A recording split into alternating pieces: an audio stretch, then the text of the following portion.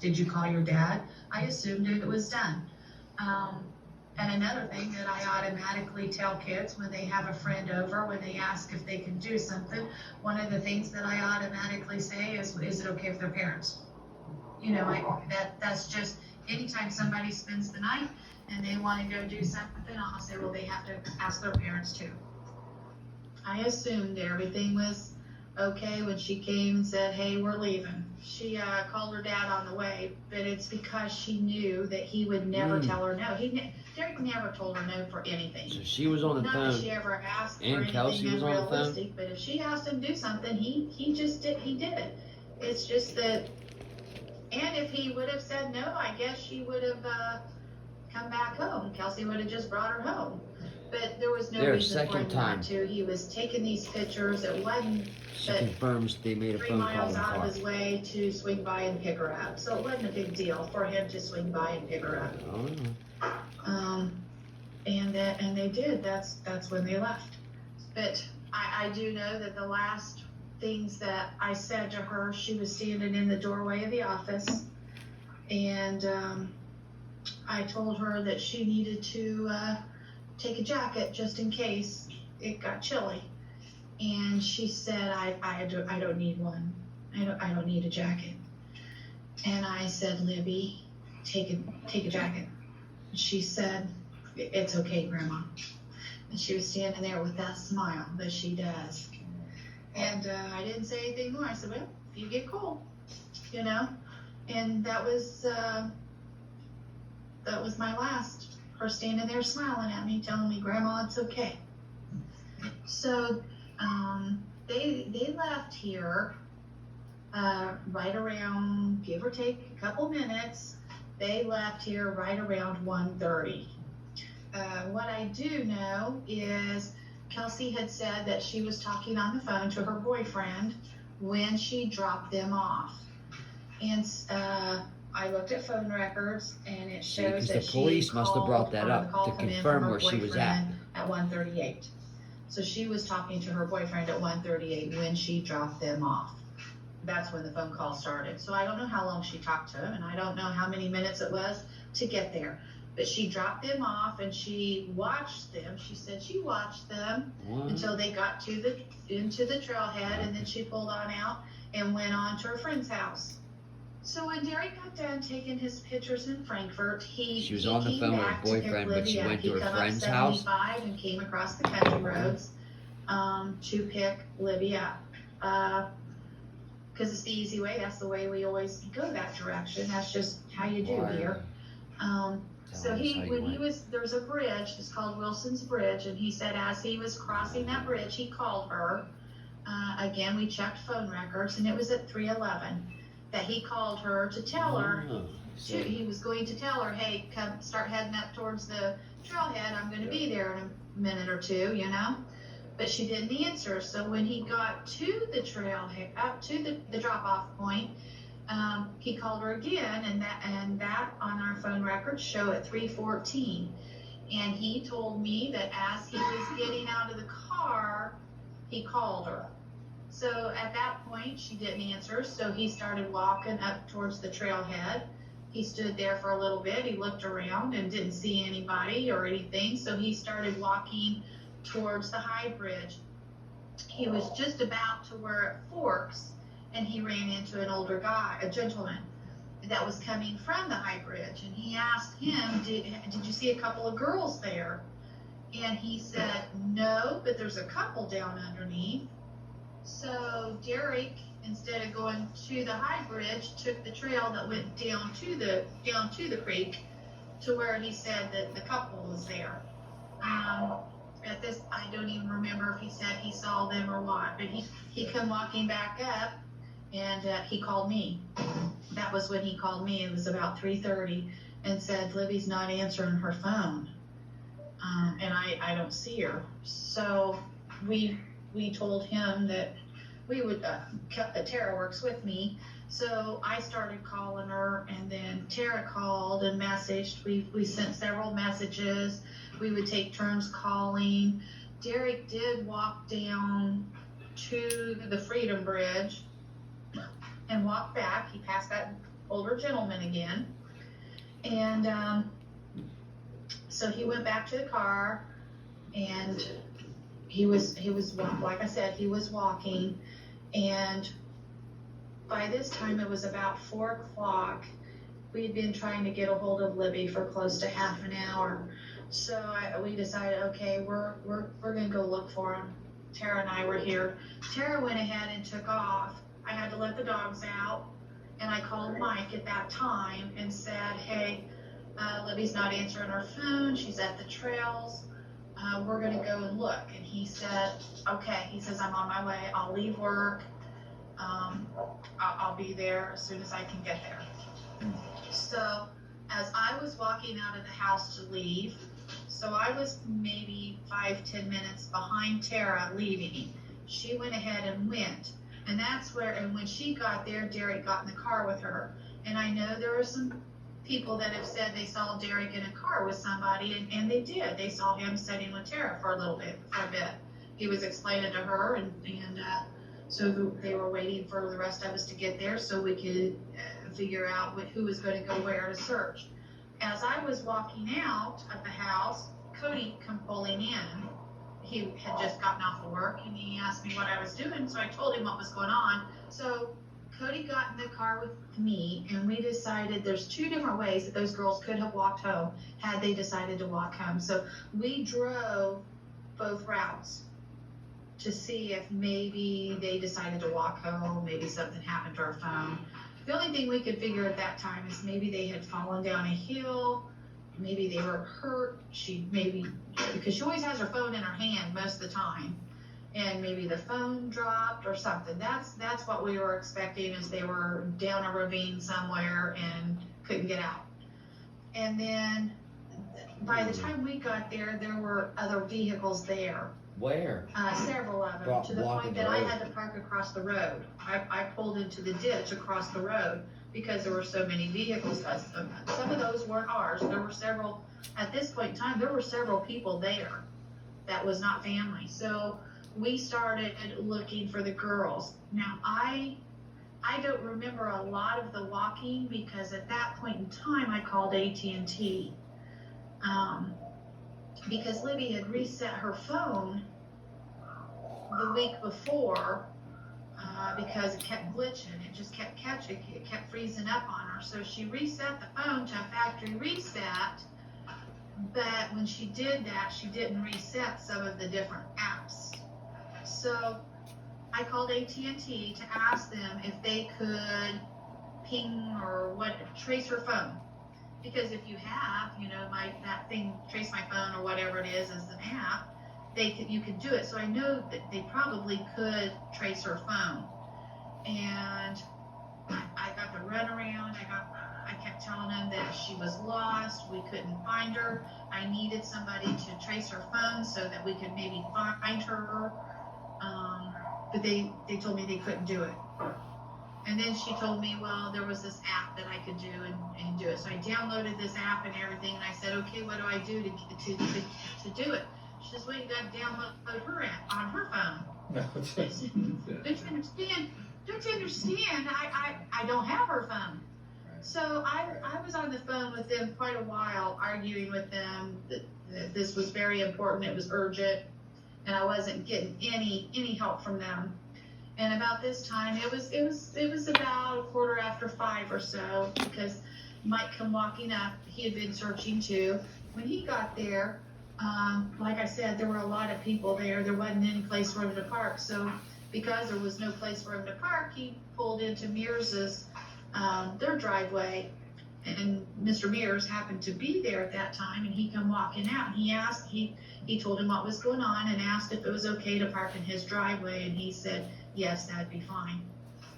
So then that's when he came over and was searching too, and he had searched for a while, and he happened to be walking up to me, and it was 5:15, and I said, it's going to be dark soon. We really need to call the police.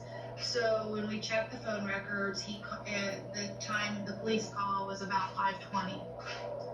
So, and when he did that, I wasn't able to get a hold of Anna earlier, so I tried calling her. I couldn't get a hold of her. So I told him, I said, I'm leaving. If you're calling the police, I'm leaving. I'm going to Anna's house. I've got to get a hold of Anna. So I left there and I went to her house, and there was a family member that answered the door, and Anna wasn't there, and they said that she was at work. So I left a message there that if she happened to come home. And so I left and started to where Anna works. And about the time I got through town, she called me. She finally got my message. She was at work. She didn't see it. And so I told her that what was going on. And Mike had called me at some point in time or something and told me that they told us to go to the police station. So at that point in time, Anna and I met at the police station. And Mike, what do you remember from that day? I said I usually get off anywhere, typically 4:30, 5 o'clock. It just depends, for whatever business is going on. Sometimes I'm at work way late, other times it's not. But an average day would be probably 4:30. And Becky called and said, "Hey, can't get a hold of Libby." She went to the trails, her and Abby. Like I said, again, we didn't know exactly what time until we actually looked at phone records, because you don't pay attention, I'm like, yeah, hey, great, I'll knock out of here, I'll be up there, help you, I'll meet up with you at the trails. So as soon as I got there, I said we all walked around, and I did talk to the landowner there. I'd actually called another police officer I know and asked him if they could track a phone. And he said, yeah, he said, just go ahead and call in to the sheriff's department. They can kind of help get that initiated. So did that. That was all in the same time when I was walking the trails and saw Becky. She said, hey, we need to call the police. It's starting to get dark soon. So I called the police and said, hey, this is what we got, and I could help track, ping this phone, see if we can't get it going. And I actually was back, because I was back at the truck. I walked back down the trails, and so literally within probably 10 minutes by the time I left the truck and walked back the trail, and I was walking back towards town, I ran into 2 officers coming at me down the trail. So they had deployed immediately, on my call. I think it was a city officer and a county officer. And we saw each other and said, hey, did you see anything? No, neither one of us did. So they spun around, and then I think that's when I ended up going back to the police station so we could get them phone information so they could start pinging. Becky was already there, Anna was there, and it was a long night of coming up with anything we could do with phones. I ran back out to the house here and got any iPads or iPods or computers or anything electronic gadgetry that I could come across to take back in so they could review through all that. And I had a cousin works at a local TV station, and he got wind of it and came down, and it was on the news that night that we were searching. And of course, I got buddies on the fire department and around town, and once they got wind of it, they started pulling people in. So the search continued all evening long. In fact, even all night long. There was people out overnight. Do you guys have any theories on what happened? We go back and forth on this, truly. You can play any scenario in your head. Yeah, because of knowing the area. He could be local, but then again, it could have been somebody that scoped the place out. Delphi did. Right. They did advertise the trails. You know what I mean? Yeah. So there's so many scenarios. Do we tunnel vision down to one person? Not at all. I look at everybody equally. So I won't say, yeah, we think maybe he's local, because I don't even want that out there, because I don't want people to start focusing on local and miss the perp if he's not local. We in no way do we want to lead people. You know what I'm saying? We don't want to lead anybody to think one way or the other. We know they crossed the bridge. We know where they ended up. We know that, you know what I mean? At some point in time, they crossed it or something. Whether they were running, whether they were forced, we have no clue. And like Mike always says, there's only 3 people Really? that do know, and 2 of them are not here. Hey, Mike, I heard you made some extraordinary efforts into looking for clues. Can you tell us a little bit about that? I actually put together a team of people, told law enforcement what I was doing and that we'd be out there.